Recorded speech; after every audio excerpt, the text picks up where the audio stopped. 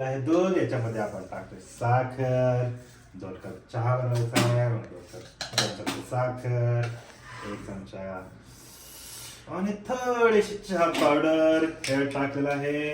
आणि चहामध्ये सगळ्यात इम्पॉर्टंट आहे आल्याचा तडका पाहिजे. असं घासायचं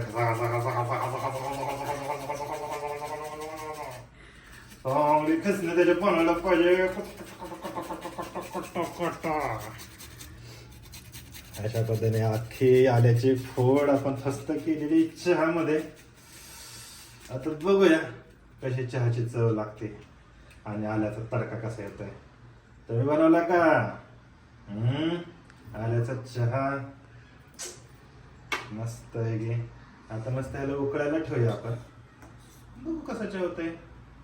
चहा चांगला झाला तर तुम्हाला सांगणार आणि खराब झाला तर माझ्या बायकोला सांगणार.